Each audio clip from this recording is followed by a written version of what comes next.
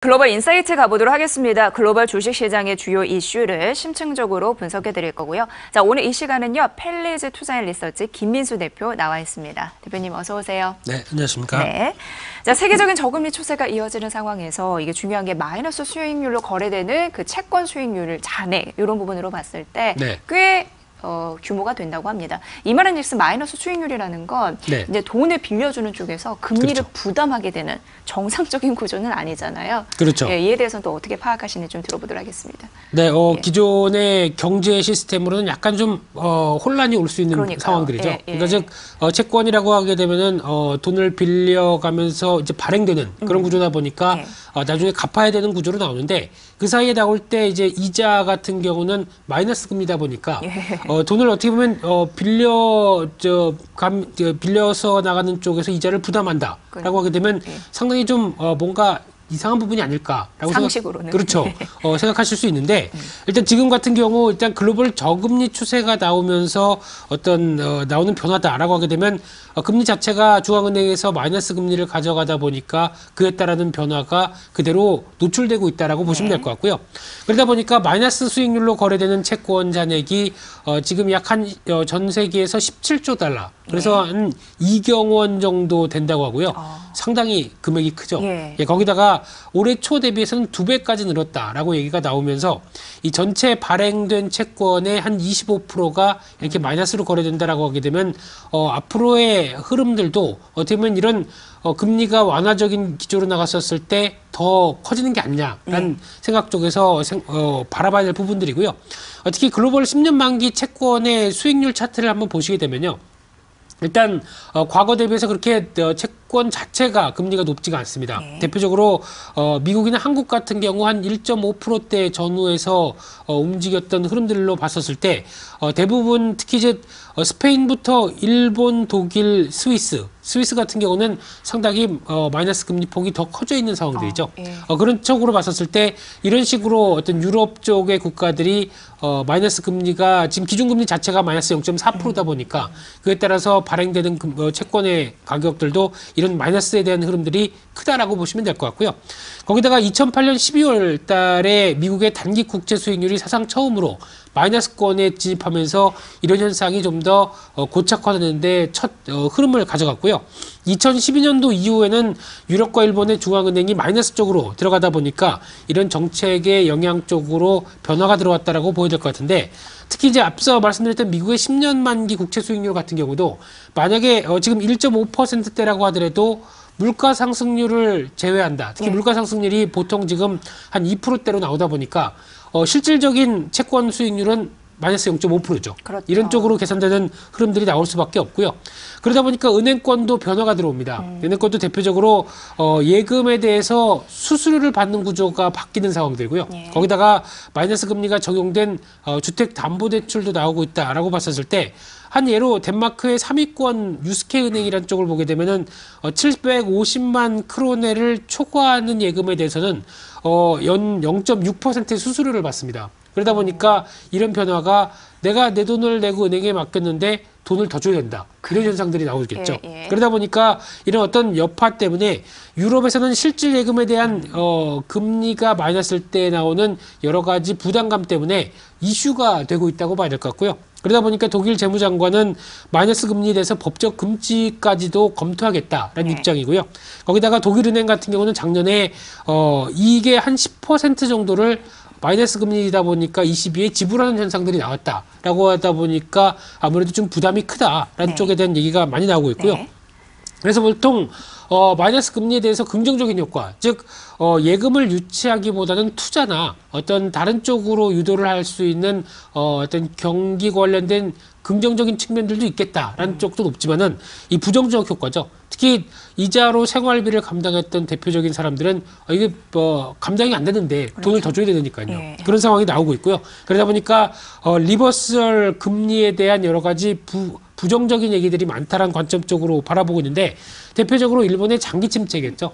일본 같은 경우도 어떻게 보면 금융기관 입장 쪽에서 수익이 악화되다 보니까 오히려 대출 축소를 더 일으키고요. 예. 그러다 보니까 경기 침체가 장기화됐다라고 하는 일본의 교훈도 만만치 않다고 봐야 될 것 같고, 게다가 글로벌 은행들 같은 경우도 시가총액이 지금 6조 8천억까지 내려오면서 네. 2018년도 대비해서 지금 20% 정도 더 줄어들었다라고 하게 되면 이런 약화된 금리에 따라서 나오는 예대 마진의 악화와 여러 가지 부담감들이 그대로 노출돼 있다는 쪽이 많이 부담이라고 봐야 될 것 같고요. 따라서 결론적으로는 경기가 우려가 되면서 빠르게 안전자산 쪽으로 이어지다 보니까 그에 따라서 금리가 더 빠르게 하락하고 있다는 관점 쪽으로 보여지고 있는데, 추가적으로 글로벌 금리 관련된 이제 완화적인 통화 정책까지 더 가세야 된다라고 하게 되면 아무래도 부담감이 높겠죠. 그래서 화면을 보시게 되면은 지금 올해 글로벌 통화 정책에 변화된 국가 중에서 31개 중에서 27개국이 금리 인하를 지금 보시는 것처럼 내려가기 시작한다라고 하게 되면, 이런 변화 때문에 지금 단기적으로는 뭐 터키나 아니면 이집트 같은 국가들은 여전히 금리에 대해서는 변화가 없다고 하더라도 지금 이런 현상이 나온다라고 하게 되면 앞으로 마이너스 채권에 대한 부담이나 아니면 완화적인 통화 정책에서 나오는 여러 가지 부작용들도 한 번쯤은 시장에서 계속 그렇죠. 거론될 수 있겠다. 이런 쪽은 염두하셔야 될 것 같습니다. 네. 2008년, 2012년 예를 들어주셨습니다. 미국이나 유럽, 일본 쪽에서 마이너스 금리 정책을 내세웠고, 그러면서 채권 마이너스 수익률이 이제 정착이 된 거죠. 네. 현재 이런 흐름도 주적적으로 이제 물을 타고 있는 흐름이니까 보셔야 될 것 같습니다. 통화 정책에 대한 여러 가지 해석과 방향성 꼭 진단이 필요한 그런 대목이 아닐까 싶습니다. 자, 이제 두 번째 이슈로 가보면 시장의 반응이 참 중요한 것 같고. 그렇죠. 하나의 자체를 또 어떻게 반응하느냐, 이게 더 중요합니다. 그런데 경제 지표가 잘 나올 때 호재가 될 수도 있고 악재가 될 수도 있는데 현재는 어떤 상황으로 진행되는지 궁금합니다.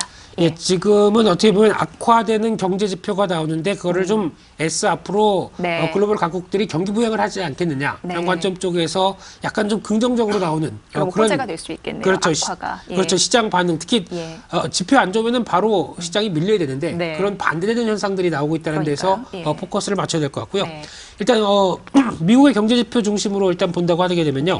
가장 먼저 제조업 지표입니다. 특히 미국의 ISM 제조업 지표의 추이를 보게 되면 이번에 발표됐던 숫자로 봤었을 때 기준선 50을 하회하기 시작하죠. 거기다가 세부 사항 같은 경우도 대표적으로 신규 수주 같은 경우 큰 폭으로 떨어졌고요. 고용 지수도 상당히 안 좋은데 이런 어떤 고용 지표까지도 부진한 여파를 제조업 지표가 가져가고 있다. 라는 관점으로 봤었을 때, 특히 이번에 발표됐던 미국의 비농업 고용 부분의 추이를 한번 보시게 되면은 뭐 실업률이나 아니면은 시간당 평균 임금 같은 경우는 여전히 견조하다라고 볼 수 있는데, 하지만 전망치가 중간값을 하회하면서 화면 그대로 나오는 것처럼 일단 하향 추세가 고착화되는 게 아니냐라는 쪽으로 바라보고 있는 상황들이고요. 그러다 보니까 소비도 당연히 영향을 받는 게 아니냐라는 관점들인데, 특히 미국의 미시간대 소비가자 신뢰지수의 추이를 보게 되면 이번에 100대 근처에서 움직이던 상황들이 빠르게 악화되기 시작하는 모습들이 눈에 띄죠. 이런 어떤 소비자 신뢰지수가 안 좋다라는 부분들은 앞으로에 대한 소비 영향력도 부진할 게 아니냐라는 관점들로 나오고 있는데, 그러다 보니까 이제 GDP 관련된 부분들도 성장률이 꺾일 수 있다라는 관점 쪽으로 나오고 있고요. 특히 지금 현재는 소비나 고용 같은 쪽에서 버팀목이긴 하지만은 이 제조업 지표가 부진했었을 때 화면처럼 어떤 제조업 지표와 어떤 미국의 GDP 성장률 추이를 같이 보시게 되면은 같이 동반적으로 하락하는 경향들이 많죠. 그러다 보니까 일단 지금에 대한 GDP 성장률도 부진할 것이다라는 관점들이 높은데, 그러다 보니까 시장의 반응들은 그 지표 부진한 거는 뭐 어제 오늘 일이 아니고, 그렇게 되면은 지금 최근에 이어졌던 중국이나 또 내일 이어질 ECB의 통화정책 회의, 그리고 미국도 연준이 금리를 인하할 것이다라고 하는 이런 어떤 여러 가지 미래에 대한 반응에 대해서 기대감이 좀 더 깔린다고 봐야 되겠죠. 그러다 보니까 일단 지표가 안 좋아서 만약에 기대하던 경기 부양책이 시행이 된다라고 하게 되면 오히려 그동안 버티던 주가가 일단 기대감은 약간 소멸될 수가 있겠죠. 그런 상황 쪽에서 지수가 실제적인 그러면 경기 부양책에 따라서 경기가 개선하면 되느냐라는 부분들에 따라서 이게 확인이 됐을 때 추가적으로 시장은 반응을 할 텐데, 만약에 충분하게 경기 개선에 대한 신호들이 나오지 않는다라고 하게 되면 여기서 또 시장에는 그렇죠. 부담으로 될 수가 있겠죠. 예. 그런 부분들도 한번 염두를 하시면서 지금 시장에 대한 흐름들을 일단은 기대감이 먼저 반영되고 있다라는 측면 쪽에서 바라보는 게 맞지 않나 네. 그렇게 봐야 될 것 같습니다. 경제 지표가 안 나오면 이제 경제를 살려야 된다라는 부분이 있을 거고 이제 경기 부양책으로 나오는데 그래서 주식시장에는 호재입니다. 하지만 경기 부양책이 나와줘야지 그렇죠. 그것도 가능한 거겠죠. 이 부분에 대해서 설명해 주셨는데 잘 파악해 보시면 될 것 같습니다. 자, 글로벌 인사이트 함께했습니다. 펠리즈 투자인 리서치 김민수 대표였습니다. 잘 들었습니다. 고맙습니다. 감사합니다.